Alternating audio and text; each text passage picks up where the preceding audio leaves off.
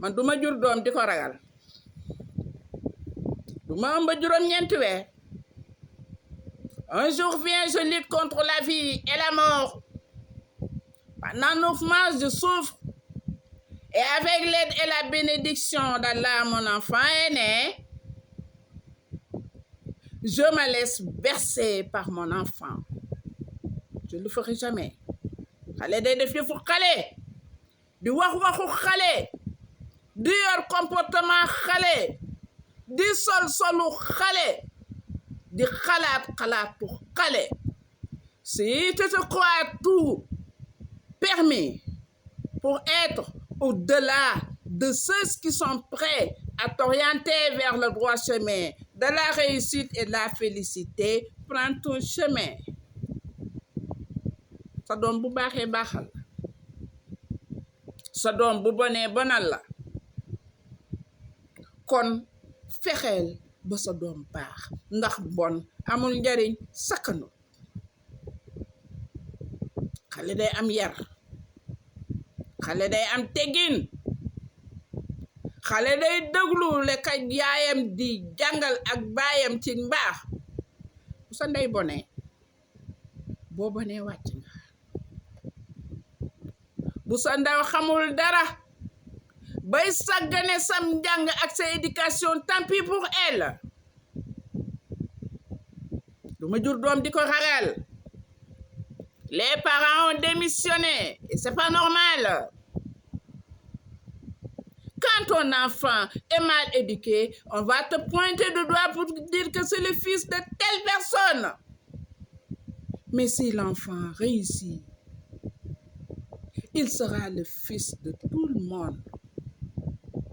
Nous avons besoin de former des têtes bien faites qui, à l'avenir, vont occuper la place primordiale qu'on attend de lui. Et tapale, ak fen, ak njuuj njaaj, ak nangam, mënta yorum réew. L'État c'est qui? L'État c'est nous.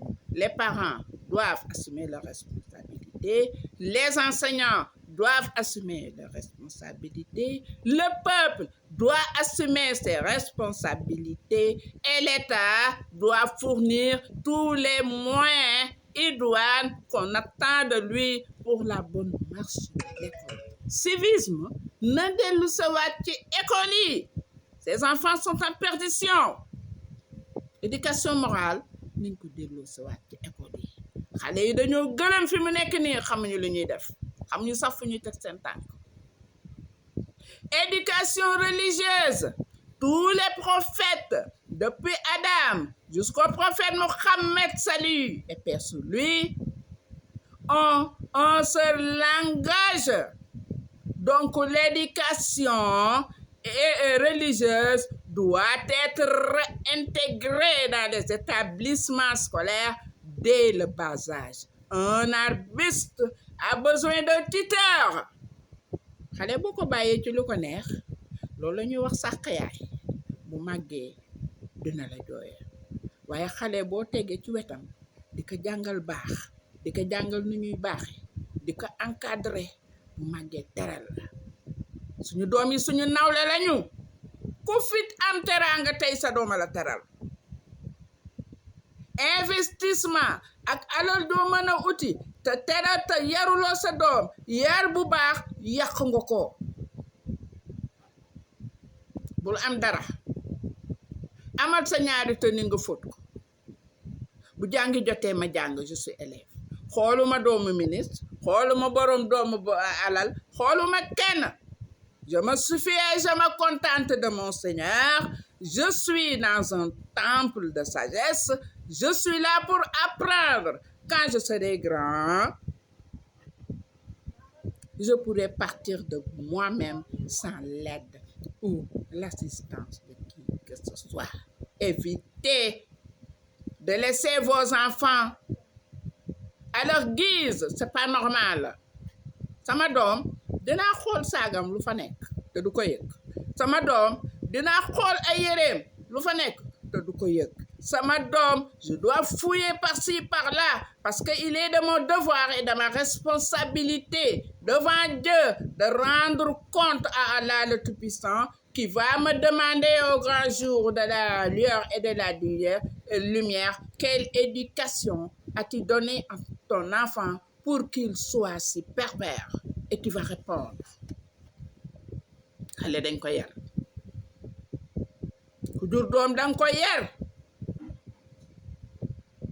nañu réintégrer éducation religieuse ña ca làbbayee ñu nga ca ñoom nañuy jàngal xale yi yar ñi ci arabisant yi nañ leen dugal ci école yi ñu jàngal xale yi éducation religieuse. Un bâtiment a besoin d'un fondement solide. Si la fondation n'est pas solide, tout va s'écrouler et le monde est en perdition. Je vais revenir sur les 99 noms de Dieu, version arabe. Je vous avais déjà expliqué que la chorale de Marie, on m'a inspiré à partir des 99 noms de Dieu, version arabe, la partie française, parce que toutes les langues proviennent d'Allah le Tout-Puissant. On ne choisit ni sa race, ni son ethnie, je vous l'avais dit, ni la couleur de sa peau, ni ta langue. C'est le Tout-Puissant qui choisit qui il veut pour en faire de lui ce qu'il désire. Et à travers ma langue wolof et française, je transmets un message divin. Vous les élèves, je ne chante pas pour le plaisir de chanter. Je suis en train de chanter et de glorifier Allah le Tout-Puissant. Ma chorale, la chorale signifie wayando. Catholique moomu ko, jullit moomu ko. Fii lu fi wàcc yàlla moo ko wàcc ndax benn yàlla moo am, y a qu'un seul Dieu, y a pas mille dieux. Chorale, ça veut dire chanter ensemble. De nos jours, les enfants n'ont aucun bagage linguistique pour s'exprimer comme il se doit, même au niveau des universités. Ils sont nuls, ces élèves. Parce que vous aimez la facilité. Même les prophètes, dañ leen jàngaloo boo jàngul doo tari. Les chansons que je suis en train, les propos que je suis en train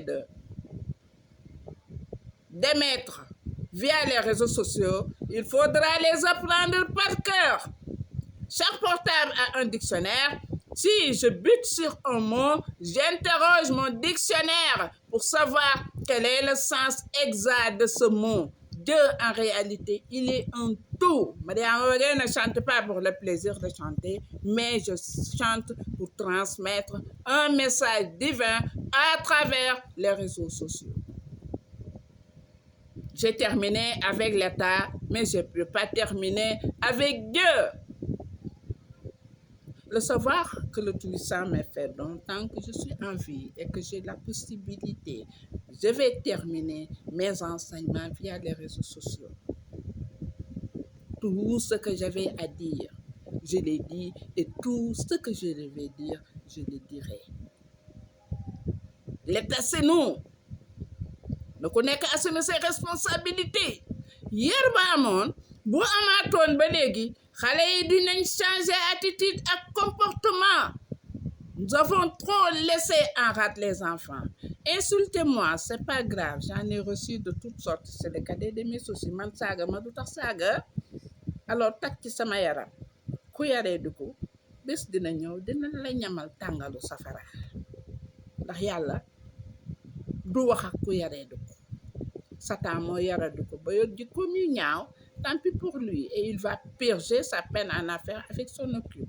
Que l'on m'insulte ou pas, c'est le cadet de mes soucis. Ça ne me décourage nullement. L'enfant qui m'imite, je t'encourage. Fatimatou, prends des extraits de mes audios et continue à transmettre les messages parce que tu attires l'attention des gens sur moi et j'en suis très ravie. Tout tous les moyens sont bons. C'est ça qu'on appelle la pédagogie de l'enseignement. À travers ta pédagogie, tu transmets mon message. Merci.